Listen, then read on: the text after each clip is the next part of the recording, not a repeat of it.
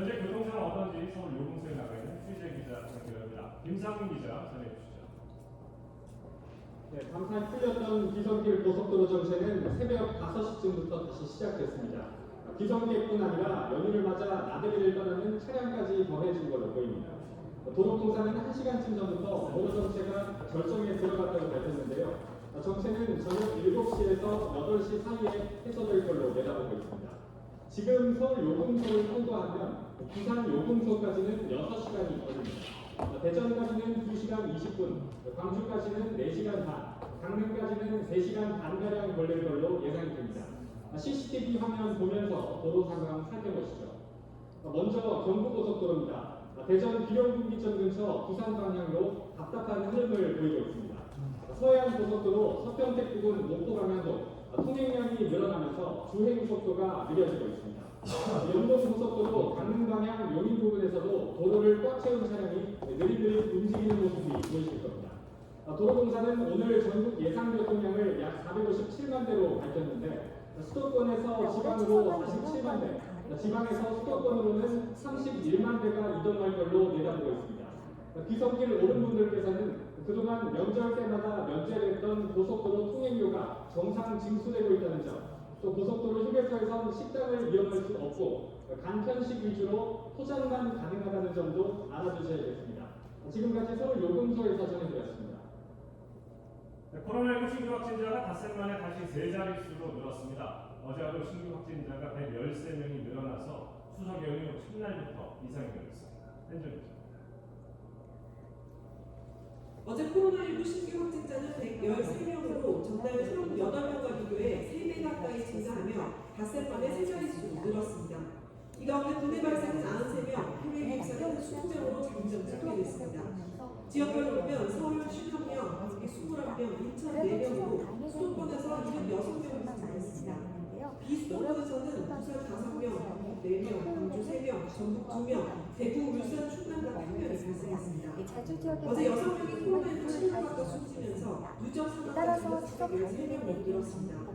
전국적으로 산발적 진단자들이 꾸준히 발생하는 가운데 이틀 전 2명의 확진자가 나왔던 서울 부동과 정신과 전문병원 다나병원에서는 추가로 28명이 확진돼 방역당국이 병원 전체에 포트 격리 조치를 했습니다. 방역당국은 추석 연휴가 코로나19 재확산의 기승제가 될 수 있다는 판단에 따라 방역에 총력을 기울이고 있습니다. 국민들께서는 추석 이런 부분들에 대해서 특히 방역수칙 준수에 대해서 그리고 집에서 가급적 쉬시는 것을 저희들이 다시 한번 강조를 드립니다.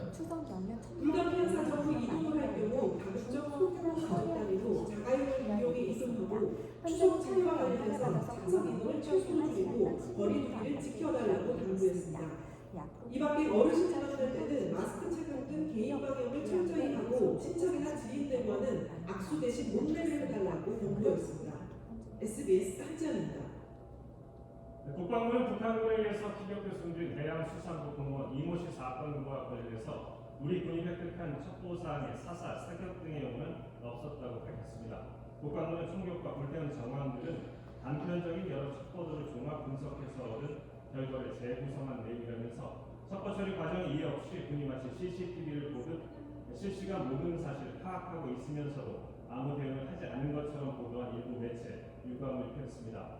또 군의 민감한 첩보사항들의 무분별한 공개나 임의 가공 등은 우리 군의 임무 수행에 많은 지장을 초래하고 안보에도 전혀 도움이 되지 않는다고 강조했습니다.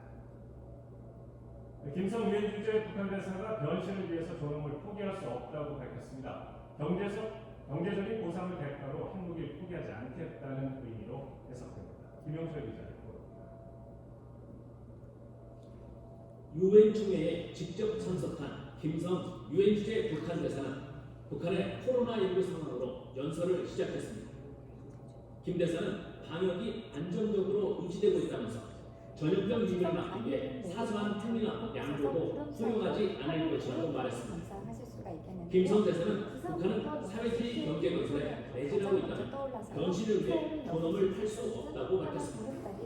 경제 건설을 위한 대의적 공공의 절실히 필요한 것은 사실이지만 결코 당연한 변신을 하며 목숨처럼 지켜 존엄을 할 수 없다는 것이 우리 네, 대표는 추석은 입장입니다. 내년과는 다른 풍경의 경제적 보상을 대가로 자체 개발한 핵무기를 포기하지 않을 것이라는 의미로 해석됩니다.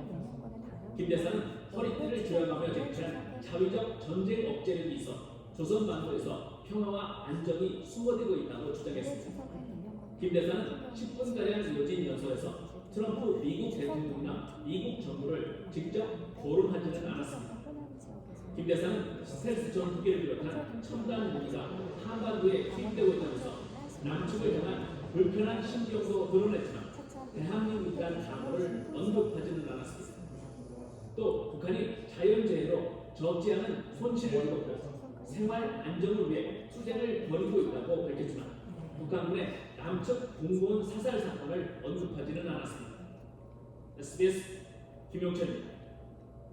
미국 공화당 대선 후보인 도널드 트럼프 대통령과 조 바이든 민주당 대선 후보가 첫 TV 토론에서 정면 대결을 벌였습니다. 대선을 35일 앞둔 오늘 오하이오주 클리브랜드에서 열린 TV 토론에서 두 후보는 개인 신상과 연방 대법관 진영, 코로나19 경제와 인종차별 문제 등을 놓고 90분 동안 전방위로 충돌했습니다. 트럼프는 바이든을 사회주의자, 바이든은 트럼프를 거짓말쟁이라고 부르며 인신공격성 설전이 벌어져 진행자가 제지하는데 어려움을 겪었습니다. 미국 대선 후보 TV 토론은 다음 달 15일과 20일 두 차례 더 열립니다. 네, 올해 추석은 예년과는 꽤 다른 풍경에 집에 계시는 분들도 많이 계실 텐데요. 이 연휴 첫날인 오늘은 구름 많은 가운데 중부와 호남 서해안을 중심으로는 비가 내리겠습니다. 현재 강원 영동 지역에서는 동풍의 영향을 받아서 시간당 10mm 안팎의 비가 내리고 있는데요. 앞으로 이 비구름은 차차 확대되면서 중부 지역으로 확대되겠고요. 비양도 5에서 많게는 40mm로 양이 많지는 않겠습니다. 하지만 대기 불안정이 심해지는 오후 시간대에는 천둥과 번개, 동풍까지 동반하면서 꽤 요란하게 쏟아지겠고요. 곳에 따라서는 우박까지도 떨어질 수 있겠습니다. 다행히 이 비는 오늘 저녁이면 대부분 그치겠고요. 강원 영동 지역의 비만 내일 오전까지 조금 더 길게 이어지겠습니다. 오늘 낮 기온 보시면 전국이 25도 안팎을 보이면서 오늘도 일교차는 크게 벌어지겠습니다. 그래도 추석 당일인 내일은 전국에 구름만 많이 지나겠습니다. 모레부터는 또 중부 지역에 비가 내리겠고요. 토요일에는 충청과 호남, 제주 지역에 비구름이 머물겠습니다. 제주에 내리는 비는 일요일까지 길게 이어지겠습니다. 따라서 추석 당일인 내일은 전국 곳곳에서 환한 보름달 감상하실 수가 있겠는데요. 부산에서부터 6시 11분 보름달이 먼저 떠오르겠고요. 서울은 6시 20분쯤 환한 보름달을 감상하실 수 있겠습니다. 지금까지 추석 연휴 날씨 전해드렸습니다. 뉴스 마칩니다. 고맙습니다.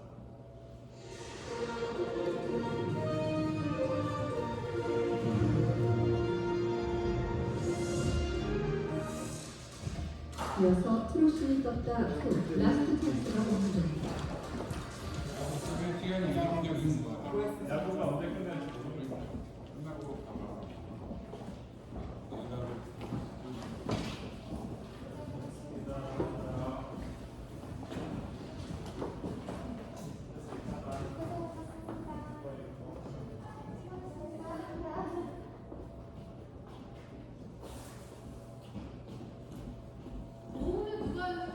오후도 저예요. 오후는 시간이 유동적이에요. 근데 4시쯤 스탠바이 하는 거. 아니, 야구를 보고 있으면 야구.